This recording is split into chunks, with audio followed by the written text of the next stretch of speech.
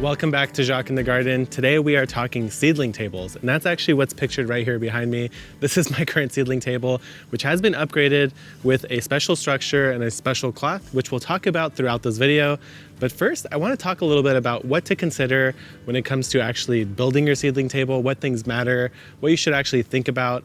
And then in that process, I'm also going to show you exactly how I came up with this structure to help me get my tomatoes, peppers, things like that, germinating way faster outdoors, but keeping them a little bit more protected and warmer throughout the season. So let's start off with the base material, which is the seedling table itself. First of all, you could probably tell that it's entirely built out of scrap wood. A lot of my builds have been built out of recycled wood. So I have this random 2x4 that was saved from my patio build. These decks, which were, I guess, used to pack a crate. And then I have a couple little pieces here just to give it a little bit of rigidity. Now, I also have a little shelf here, and these are just fence boards that I've laid down across these support beams. I use that to kind of hold things like markers, maybe some labels, some dog poop bags, anything that I need to have easy access to. And below it, I actually have all the sort of seed starting things I use all the time. So I have vermiculite, I have the Worm Gold Plus, which is my favorite thing to add into seedling mixes, some extra pumice, and some ready-made seed starting mix. So when you're building your seedling bench, you want to think about everything that you need handy to start seeds so you can make your life really easy. Now, you probably saw earlier in the shot that I have a shelf back there that holds all of my seed starting containers as well. So let me show you that really quickly. So first of all, excuse the mess. It's a little bit sloppy. I haven't done a full cleanup yet for my spring season. But first off, this little seedling shelf thing is from IKEA. It's an outdoor piece of furniture that's designed to be outside, so I'm not too worried about that. And I didn't really want to build something like this because it would have cost me more to build. So over on this shelf, I have all my 4 cells. This is what I start bigger seeds in, and also I pot up into. On the top shelf, I have my 6 cells, which is what I use to start every single one of my seeds, essentially. And then below that, I keep my trays. So these are those new universal bottom trays. They are very sturdy, unbreakable. So I don't think I'll ever need to actually buy more trays than what I have right now. And on the bottom, I have miscellaneous sort of pots that I've collected from over the years that I used to use more exclusively. Now next to me, I'll just talk about this really quick since I'm here, is a little pop-up greenhouse. Before you ask, I don't know where you could get this. I bought it from Aldi on a random sale. And right now, what I have in here is a flat of pepper seeds because they like the extra heat. But the seedling upgrade that we're going to do to that table over there should help for other things like this. So let's go back to that seedling table. So before we get into this upgrade build, I want to talk about what is probably the most important feature to any seedling table that you ever build. Now, it depends a lot on your materials and where you're going to place it exactly, and it involves how level it is. I'll bring you in a little closer in a bit, but it's essentially level. The bubble level is mostly between the middle 2 lines. So if I put it across like a seedling tray, like this guy here, it's actually smack dab in the middle, and that's exactly what you want to see. The reason why that's what you want is because when you add water to your tray to do bottom watering, if there's any sort of misleveling, like if, say, the table's like this, well, this side's gonna get watered really well, but this side's gonna remain dry. So before you do anything, make sure that your seedling table is as level as you could get it, because that's going to make your bottom watering so much more effective and so much easier. Let's talk about the actual build that I want to make now. So I have the table already made, but what we're going to be doing is actually adding on the 6-in-1 Maker Pipe Trellis Kit. It's something that I've used a lot in the past. I use it to build my pepper tunnel, which gave me the best peppers I've ever grown before. So I'm definitely going to do that again.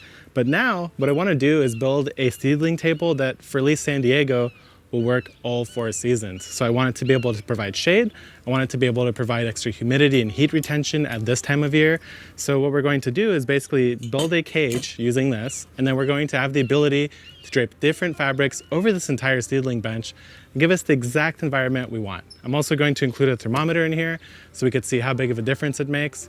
But for now, we need to actually cut some pieces of wood, which we're going to use to mount these in. So what is this build exactly? It's going to be 1x4s. They're going to be butted right here. It's going to be cut so that it sticks out about 1.5 inches from the edge of the table. And then using a spade bit, we're going to basically carve a little tunnel down into this and stick the conduit into that little tunnel. That's going to hold everything in place, nice and rigid, and just outside of the table so I could still use the full dimensions of the table. So first things first, I'm going to mark off 5 inches and cut 4 5-inch pieces of this 1x4. Then I'm going to mark a 1-inch line, and in the center of that is where I'm going to drill my hole. And we want to go just until the shoulders are buried. Quick test fit.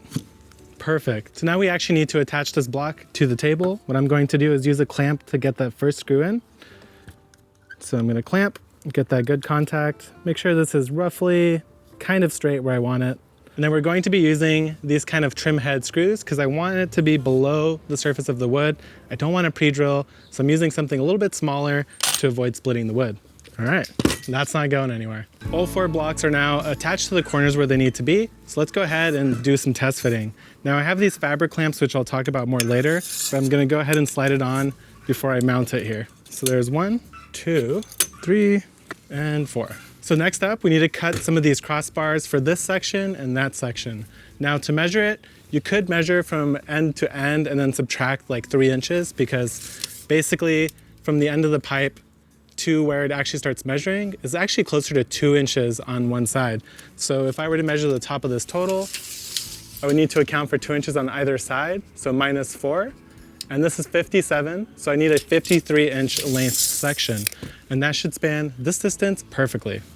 Now, you can use a pipe cutter, and honestly, it's probably the better tool for the job, but I can't find mine, so a Sawzall with a metal blade is totally solid for cutting through conduit. I gotta say, that looks pretty decent, and it feels pretty dang solid. I don't think that's gonna have any issues holding up. Now that we have the structure in place, I could talk about what's going on it. In this case, it's going to be Ag-19 fabric. This is a fabric that's sometimes called like a frost fabric because it helps retain heat, it lets light through, it also traps a little bit of humidity. So all those things are great for starting seedlings. That's why I'm using it. It is 10 by 50, so I need to decide which way I want to actually cut it. Now, when I measure with a tape measure across from here to the other side, it's almost exactly 10 feet. So that means if I were to pull it over this way, I'll have just enough length to cover everything. Now, it makes me a little bit worried that I won't have enough, but if I pull this tape measure around the other way, it's closer to 7 feet, so I'm gonna lose a lot. Now, one thing at the beginning I mentioned that I put these on first, I've actually decided to take them off because I think it'll be easier to put the fabric on without them. But if you've ever used one of these and you've had problems getting them off, I highly recommend getting a flathead screwdriver, and there should be a little point you could start at. And then what I like to do is ease it off. So I sneak my screwdriver in, it's a flathead, as I'm prying, and this way it has very little chance of breaking, and it makes it a lot easier to actually remove. So let's go ahead and stretch this fabric over the top and see if that worked. If not, we'll just do it that way and cut some of the excess off. So once you have your fabric all bunched up on this side, you want to pull it so that this face remains flat against the table, and that so that this face is also pretty flush up against that table. So that's about the spot. So what I'm going to do is bunch up some of this fabric, grab that bunch, wrap it around the front, then I'm going to pull it around this piece of wood, and then I'm going to tie it to itself. Now to secure this fabric to the front so it's not flapping around, I'm going to use binder clips for now. These obviously are not weather resistant, so they will get rusty, but for now, they'll do a pretty good job of holding my fabric to the table. Now that the fabric is roughly the way I want it, this is where these clips come into play. I just tied those knots as temporary measures to make sure I knew when to put these on. So now that one will go there, one over here, and 2 on the back. Now in order to make it easy to actually get in and out with the seedlings, I'm going to cut a door into this. This will defeat a little bit of the insulating properties, but I think overall it should be worth it. All the cold wind that we get comes from that way towards the camera. So that means that I won't get any cold wind blowing in this way. I should be protected from any of those cold ocean breezes that come in from the back. So the idea behind this is that when I'm ready to close it, I'll put a binder clip there. So obviously this is permeable now, but that might be actually a little bit beneficial because it'll let a little bit more airflow and breathing happen when it gets really hot. But the nice thing is that now I could go like this, clip it to the top, clip it to the top. So now we could go ahead and put all of our seedlings in here. But for now, this tray is actually going to stay outside, and that's because it has things like cabbages, kales, bok choys, nasturtiums, nothing that really needs a little extra heat to germinate. Totally happy to germinate in our current temperatures, and if I put it in there, I could be doing some harm. So I'm gonna leave this one outside. And there we go. Now we have seedlings. This should be a lot warmer, a lot happier, less wind stress, less evaporation. But every once in a while, if it's a hot day, I'll come by, pop this guy open. Like today, actually, it's pretty warm. And that way, it could still get plenty of airflow without overheating. The last thing I'm gonna do today is put this wireless thermometer inside so we could gauge how much of a difference it is compared to the outside. So what I'll do is I'll put one in, like so. And then I'll put another one on the table next to it outside, unprotected in the elements, and then we can compare that tomorrow morning. Welcome back to day 2 of this ultra budget build. I've made some modifications because basically, honestly not too surprising, the temperature difference in here versus right outside was only about 2 degrees. So this stayed warm a little bit longer and it didn't get quite as cold in the morning. So that wasn't quite the extra boost that I was hoping for. So what we did here is we made a couple modifications. First, the ultra cheap, AKA free cardboard on the bottom here. This cardboard is to fill in the space between each one of these planks so that there's no air that could seep out through the bottom.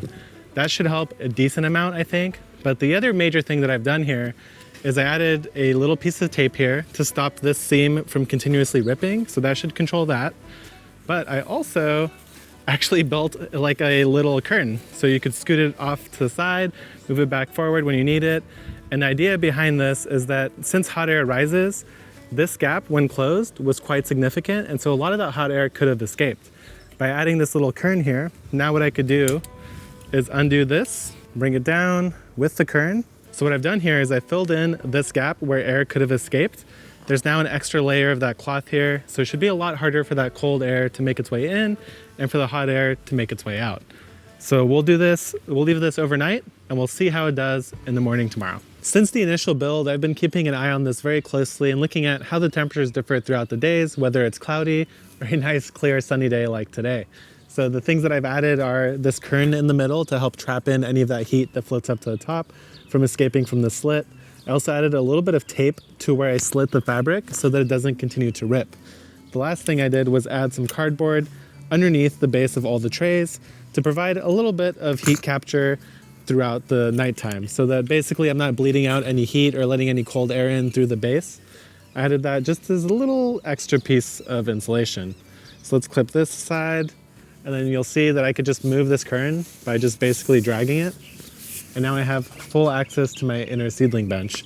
Now let's take a look at this thermometer. So that's saying 73.4 and 44% humidity. So over here, right behind the seedling table is another thermometer, and that is reading 63.7, 56% humidity. So the overall effect of this structure here using the Maker Pipe 6-in-1 kit, this Ag-19 fabric, and a little bit of cardboard at the bottom of my trays has increased the temperature during the daytime by about 10 degrees. So remember, we're not adding any supplemental heat. This all it's doing is trapping the heat that's naturally occurring in the daytime, creating a sort of mini greenhouse effect. So at night, it does get just as cold, but it stays warmer for a little bit longer. It cools down probably 2 degrees slower per hour. So that does still help a tiny bit. But the nice thing is that when the morning sun hits this, it heats up much faster than it does outdoors. And that's just going to help these seeds germinate a little bit faster in my sort of cool spring that isn't that cold. So to me, this is highly worth it. One thing that would have made it even warmer and stronger would be if I made this actually this tall, because that's less space to actually heat.